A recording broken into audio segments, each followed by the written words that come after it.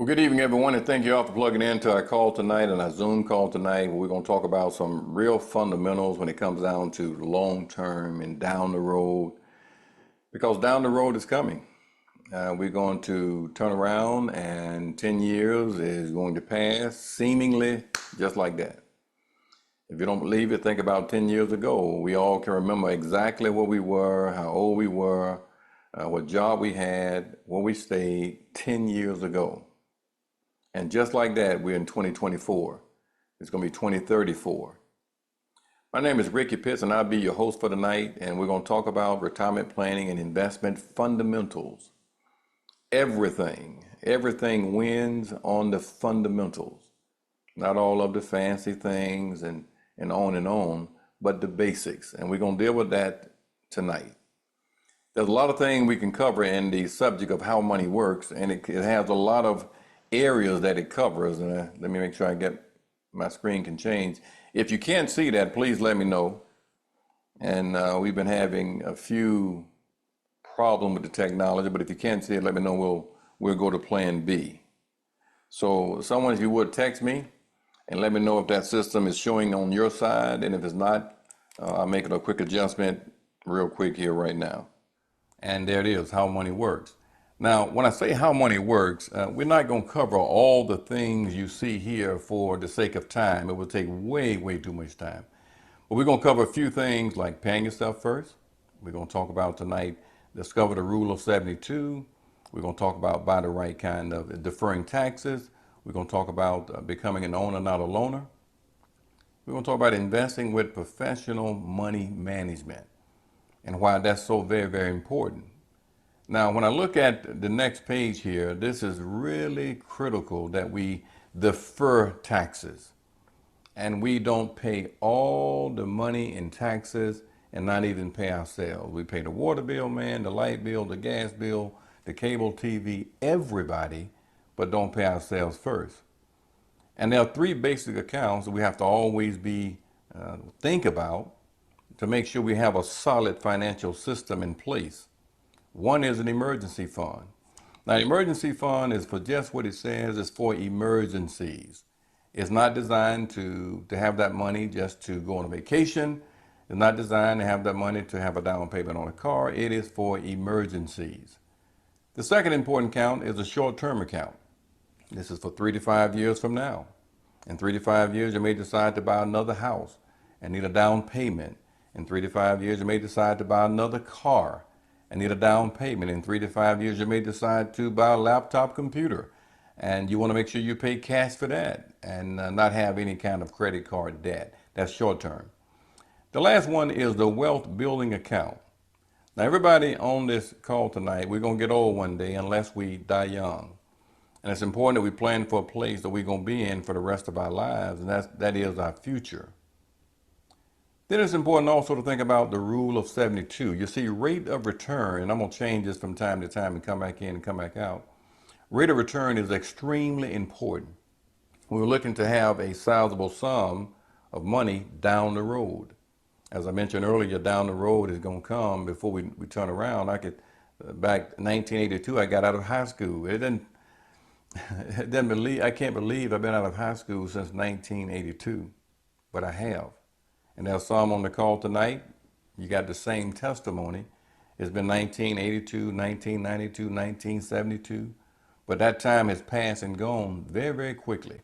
So this rule of 72 is a very important part of making sure we can maximize on our return. Now, what does that rule say?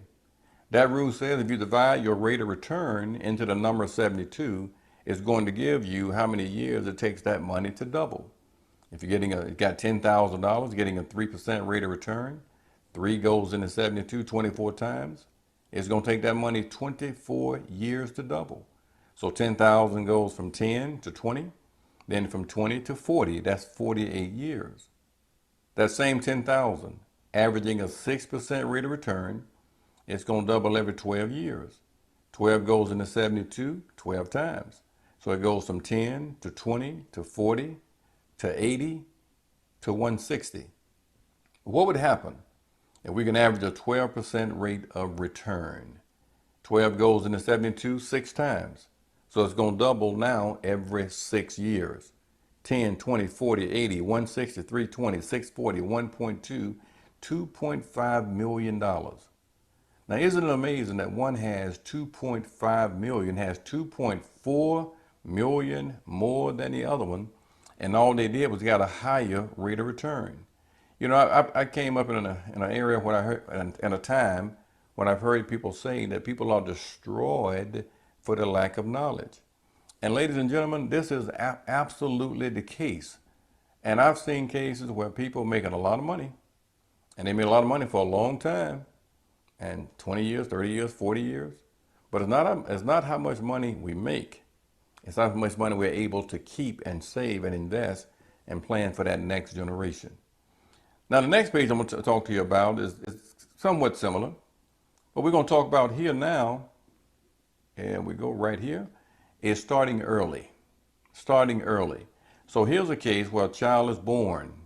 When that child is born, this grandparent decided, I'm going to put aside $1,000 here when that child is born. And at 9%, when that child is 67 years old, that child has $406,000. If they wait until that child is 16 years old to put aside that same thousand, that I'm not putting anything else with it, 1,000 and 1,000 only. By the time that child is 67, they got $96,000. Wait until they're 40 years old. At the same period of time, at 67, they got $11,000. Now I can hear somebody saying, Ricky, what in the world am I going to do at that age with $11,000? What am I going to do with 400 and some thousand dollars? Well, see, we're trying to change the way people think. You see, 400 and something thousand dollars is better than nothing at all. We're talking about generation to generation investments. We're talking about legacy planning and legacy thinking. My daughter and I was talking the other day. My wife and I and daughter was riding somewhere, and my daughter was saying, when I have a child, what about this? My wife said it's going to be a girl. I said it's going to be a boy. I said, but one thing for sure, when he's born, his granddaddy going to set him up, okay? And it doesn't take a whole lot.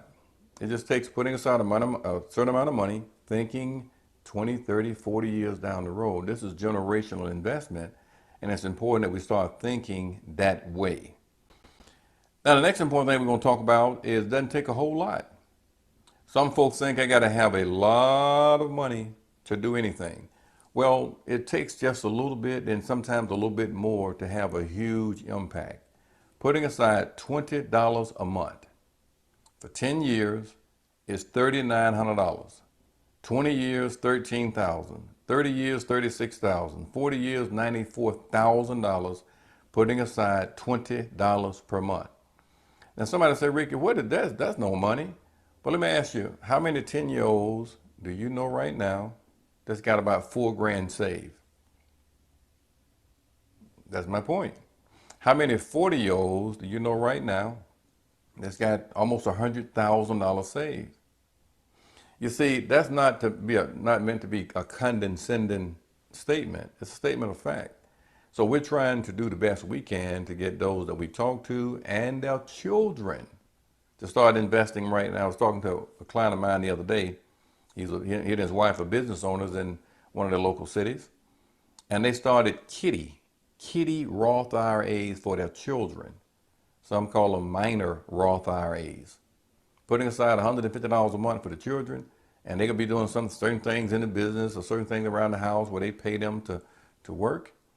And when that child gets to 18 years old, it's going to be amazing. 25 years old, 30 years old, what they will have down the road.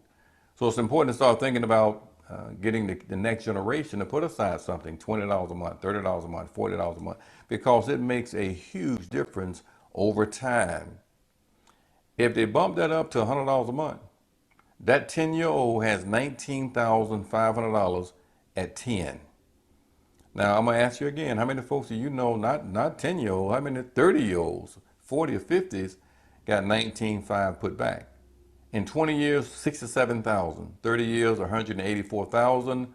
40 years, $471,000. Ladies and gentlemen, that is absolutely amazing. And so it's important that we try at best we can as uncles and aunts, mothers and fathers, sons and daughters, to change the thinking of our siblings, of our cousins, of our friends, of our parents, of our church members, our neighbors. We've got to start thinking down the road. Because down the road, guess what? It's coming. And it's coming a whole lot quicker than we would like to imagine. I don't think it's going any faster, but time just does not stop. It does not deliberate. It does not feel sorry for anybody. The second hand always turns. It marches on. Now, I'm going to talk to you now about the importance of deferring taxes. Uncle Sam is getting a huge bite out of the income of a lot of people. So let's look at a few different scenarios here. The power of tax-deferred savings. I'm going to focus just on the 20-year mark. Well, let's look at the 30-year mark. In 30 years, we got three different scenarios here. 1, 2, 3. In the first one, they're putting aside, all of them putting aside $500 per month. And in 30 years, this first one has $486,500 put back. Well, because every year, whatever they earn, let's call it interest just for simplicity's sake, versus dividends and capital gains and asset appreciation. Let's call it interest. They are paying taxes on whatever they earn. That's like ordinary income. The second one is not paying any taxes on the return, on the interest. The taxes are deferred, putting aside the same $500 per month. Let's call that a Roth IRA. They got $719,300. The third one is not paying any tax. The money is tax deductible. The contributions are deductible, and the earnings are deferred. Let's call that a 401k, 403b, 457, something in that sort. So they're putting aside that money, $500 every single month, and they're not paying any taxes at all on the earnings, $915,000. Now, I want to say something right there. If you have an employer that's matching dollar for dollar on your 401k, we call that free money. That's what it is. And it's important to go ahead and get that free money. And so at least put in up to the match. So if the match is going to be, if you put in $200 a month, they're going to put in $200 a month, put in $200 a month, get that $200 a month free. And the funds are growing tax deferred. You may say, well, suppose I don't want to get all this money saved and then die and not use any of it. But listen, you will use it. Your son or daughter, it's the next generation. We're talking about legacy, talking about generational wealth. And this is really important that we change our thinking when it comes down to generational wealth. Now, I'm going to talk to you now about another important thing. And this is becoming an owner, not a loaner. In other words, if we put our money in the banks are, what they're really doing is we're loaning them our money. They're going to turn right around and loan the money out at a much higher rate of return. And they feel real good about giving you and me a small rate of return, because not only are they going to loan that money out for a high rate of return, they also will take that money to the marketplace. Now, here's what we're saying right here. Let me just show you an example here. Rather than doing that, let's take your money. This is your money right here. And let's bypass the middleman. That's the banks. And let's put your money where the banks are putting theirs. It makes all the difference in the world to bypass the middleman and to become an owner, not a loaner. Years ago, they had something called sharecropping. Those that have, in the country, raised in the country, you're probably familiar with that, or you've read about that. And it's almost like when I'm putting money in real small, getting a real small rate of return, it's like I own the land. I own all the land, or I plow on the land. And when it comes down, and I really treat the land and tend to the land during the entire harvest season. When harvest time comes around, I get 2 rows of the corn and I give the rest of the field away. We can't afford to do that. We can't afford to do that for ourselves, and we certainly cannot afford to deny the next generation chances at growth and increase and prosperity and building and legacy. What I'm saying tonight is we got to change the way we think about money, because if not, It's not just going to affect us, it's going to affect the next generation in a big time way. Now, let's talk about this guarantee. Some folks say, well, Ricky, I want a guarantee. Now, I'm from the country, right? So we don't say guarantee. They say, I want you to give me a guarantee. Can you guarantee it? Well, let's look at the guarantee that the banks talk about all the time and what difference it makes when you factor in a few other things. Number one is $10,000 that they put in the bank. Let's say the return is 1.5% here. And that means that first year they made $150, as you see on the screen here. Now, taxes, if they're in a 22% tax bracket, they got to pay $33 on that 150 because that's like ordinary income. So that the net earnings, subtract that 33 from that 150, the net earning is 117. So in 1 year, that 10,000 has grown to $10,117. But wait a minute. You got inflation here, that's 5%. And so when you subtract that out, the buying power is reduced from $10,117 to $9,636. That's amazing. So did I have a guarantee? A guarantee? No, I had a guaranteed loss. I guaranteed I wasn't going to grow. So that's what I mean when I say we got to change the way we think so we can change our kids and grandkids the way they think about money. The next important thing I'm going to talk about is invest with professional money management. Now, the other day I had at my mom's house. My mom lives in the country as well, and we had a plumbing problem in one of the bathrooms. The faucet it started leaking, then it started really going. Well, in my mind, I said, I think I can fix this. In my mind. But I quickly remembered, Ricky, you are not a plumber. Why don't you call someone that does this for a living? And the guy came in, took off the panel, replaced everything, and just did it so smooth and so quickly. Then we had another leak in the kitchen under the sink, and it was just leaking. So I had to go to the road, turn the water off, called a plumber. The guy came down, fixed it just like a champ. I didn't have the plumbing tools, nor the plumbing knowledge. My point is, let's get a professional to do the things that we cannot do. Invest with professional money management. Now, what difference does that make? You've heard of companies like Procter & Gamble. You've heard of Microsoft. You've heard of Pfizer. You've heard of McDonald's and Verizon and Netflix and Amazon. What you and me, we are the investors. We're taking our money and putting it in the hand of professionally managed people, portfolio managers. This is all they do. They knew when to, when not to, when to put money in, take money out, when to rebalance. They have all of the technology to do all the research, things that we just don't have access to. And so we have professional people managing our $50 a month, our $100 a month, our $500 a month, our $1,000 a month, whatever you put aside per month. This is what they do. And they have to perform because many of them are paid based on their performance.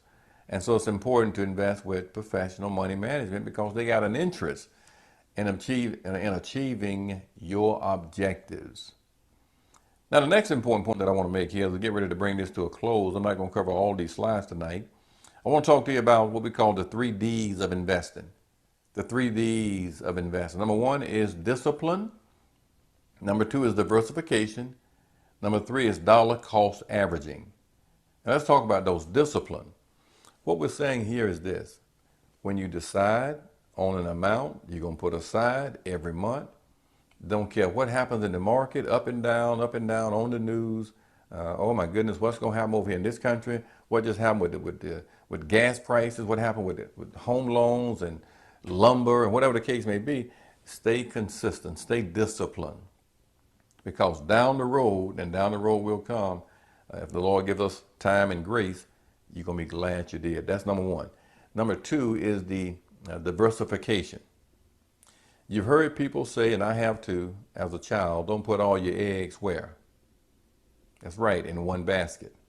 Well, one mutual fund, one of them, can have up to 150 stocks in that one company. So if Pfizer is not doing good, McDonald's is. As McDonald's is not doing good, Disney World is. If they're not doing good, or Microsoft is. No more than 5% of that client's money is invested in any one company. That's diversification. That's a big deal. The last one is dollar cost averaging. Not trying to time the market. Decide on the amount that we're going to put aside every month and have it on a bank draft and out of sight, out of mind. And when the market is up, boom, you're there. When the market is down, boom, you're there. Over a period of time, you got dollar cost averaging, meaning you end up paying less per share than someone that doesn't do dollar cost averaging. Now, there's another important point that I want to make here too real quick is, let me just show you an example. A rising market and a fluctuating market. In a rising market, investor A is in a rising market, investor B is in an up and down market. Both of these investors are putting aside $100 per month. In the rising market, he feels real good because it's up and up and up and up we go. In the fluctuating market, because she has an understanding, when it goes down, she's going to buy more shares, so she's not upset because she's recognizing dollar cost averaging. Now, what difference does it make? Let's look at the next screen here. $100 a month. In month one, that $100 bought them 10 shares because they're $10 a share. The next month, 12, then 14, then 16, then 18, then 20, because they kept going up. I'm sorry, 5, 20, they went to $20 a share, 18, 16, 14, 12 per share, and they bought less shares. Altogether, they end up buying 42.28 shares, spent $600 here, paid an average of $14.19 per share. In the other market, in the other guy, investor B, putting aside the same $100 a month, in the first month, the shares are $10 a share, then 7, 4, 2, 6, and 10. But they bought 10 shares here, 14.29, 25, 50 right here when it was $2 a share, 16.67, $10 a share right here. You end up buying 125.95 shares. So 42.28, 125.95. At 42.28 shares, they're now $20 a share. They feel pretty good about that. Over here, 125.95, only $10 a share. Which one has most? Which one would you rather be? Well, I did just a little bit of math real quick here. The one that had more had the shares a whole lot more, $20 a share, they got $845 in the rising market. The one that had the fluctuating market, they got $1,259. You see, ladies and gentlemen, it's important to be consistent. It's not just time, it's time and consistency. Let me show you something else I think is important that we take a look at as well here. And I'm going to bring it to a close right here. The path, and I want to read this all the way through, to financial independence starts with understanding a few basic concepts. Not only understanding, this is not just information, but it's also implementation. Winning the financial war is a result of winning tiny battles. You see, ladies and gentlemen, this is it's a financial war. The war for our future. To win that war is to win the little tiny battles along the way. The tiny battles is, I'm not going to spend more than I make. The tiny battle, I'm not going to eat out this weekend and spend $120 for the whole family. The tiny battles, I'm not going to go to town. We used to call it go to town. I'm not going to the department stores this weekend and buy a whole new wardrobe. That's a tiny battle. It's winning those tiny battles over time that makes a difference, listen, down the road, because it's certainly coming. And I'll end with this last page right here. We're going to have another meeting, and I'm going to show you the date here very, very soon. As a matter of fact, it's going to be on the 11th of June. I'd like to encourage you to plug into that meeting on the 11th of June. On that meeting, we're going to talk about earning extra income. If you know of anyone, whether it be a son or daughter, sister or brother, whether it be you or someone that you know is sick and tired, as we say, of being sick and tired and looking for a career change, They should plug into that meeting on the 11th at 7 p.m. We'll have the Zoom link out there pretty soon, the registration link pretty soon. Even if there's someone that loves their job, but they need to know how money works. They want to get involved just for the knowledge. If all they make is 10 or 15,000 a year part-time or 20,000 a year part-time, great. Or 5 or 6,000 a year part-time, it's going to be worth it. That meeting on the 11th of June is going to be a really important meeting and talk about ways of earning extra income working from home doing this kind of work. Thank you. I apologize for our technical problems there. It's amazing. Up to the very last minute, it was working so good. So thank God for Plan B. Hey, y'all have a great rest of the night. Thank you for plugging in. We'll see you hopefully again at the next meeting on June the 11th. Take care.